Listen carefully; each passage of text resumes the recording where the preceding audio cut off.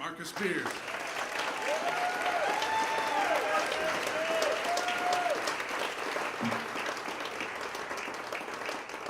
Don't be a fool, be cool, stay in school. Thank y'all for coming out.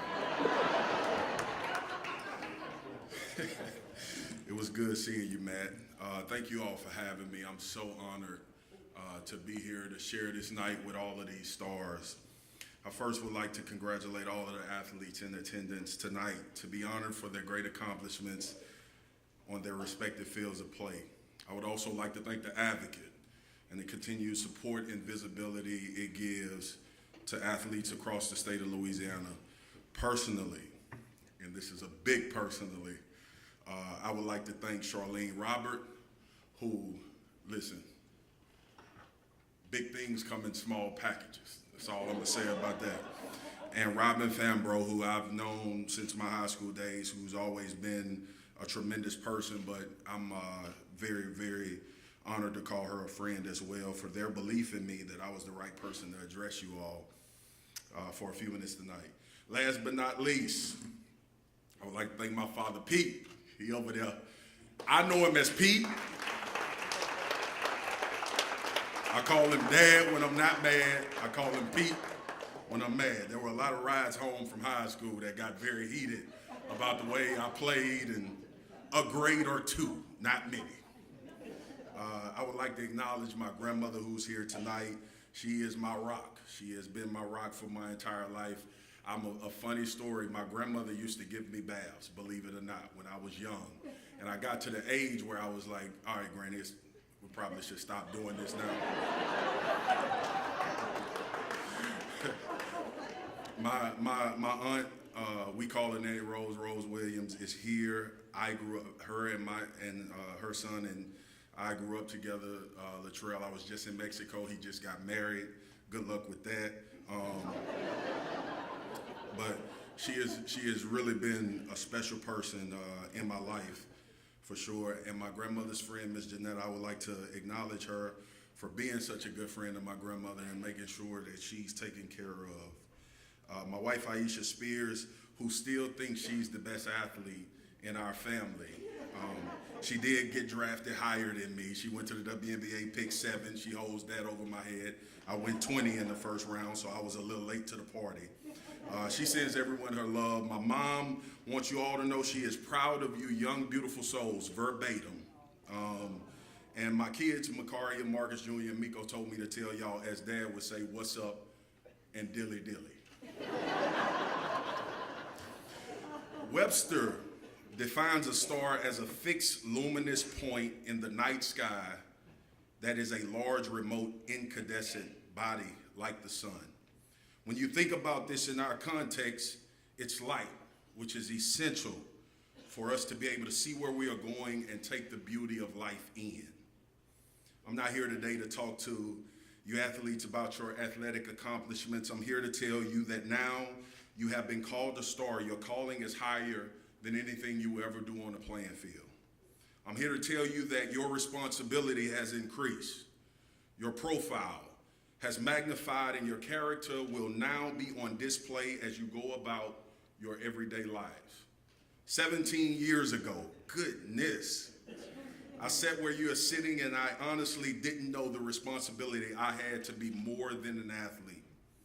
Well, I have good news for you, all of you athletes. You are more than an athlete.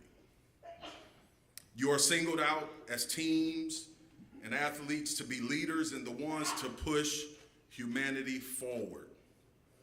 This is your charge. This is your responsibility now as stars. The time for being too young to speak, the time for being too naive to not have a voice is gone. It's done. It's time to do more, not only for yourselves, but for others. I have a tremendous amount of respect for what you all have done on your respective playing fields. But in reality, it's been done before.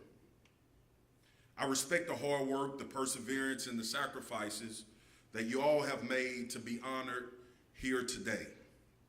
But I came here to challenge you and to charge you to do more for people, do more for your families, do more for your fellow classmates, and do more for the human condition.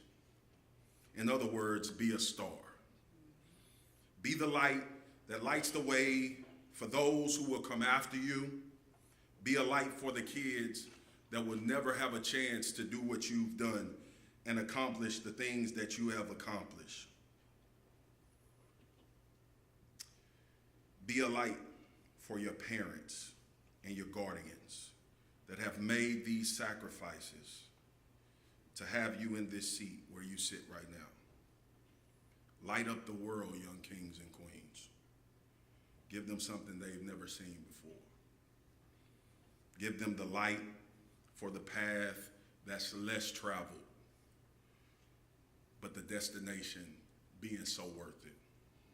You see, I believe you should challenge who you are.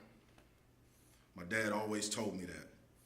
You should challenge what you're made of. I believe you have to become comfortable with being uncomfortable to accomplish something more than you ever thought you were ever capable. I believe that the hardest tests are given to the strongest ones. The challenge will always be to challenge oneself to search for every way to get out of your comfort zone.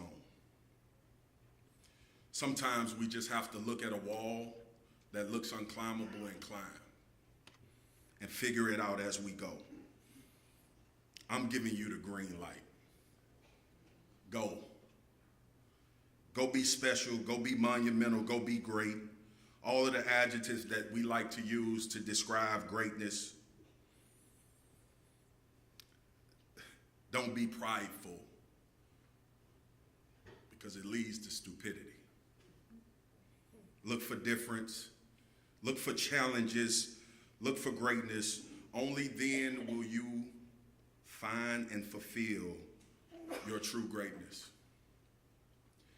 The greatest of all time, Muhammad Ali said, don't wait for the world to recognize your greatness.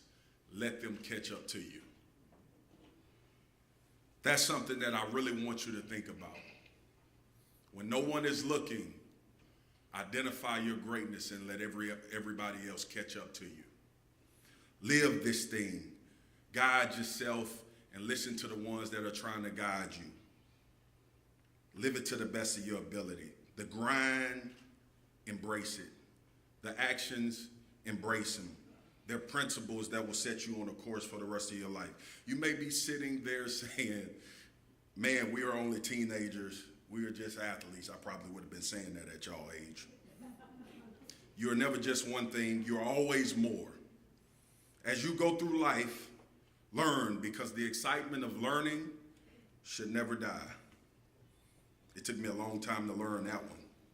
I would tell you to give because anything you ever get will never amount to the feeling of being able to give somebody something based off of your hard work.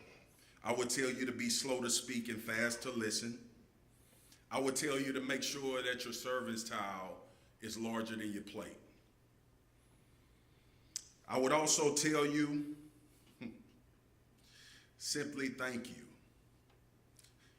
Tell the ones who have sacrificed, thank you. It means more than you will ever know. I'm 35 years old. My family is represented here. And the ability to say thank you is insurmountable.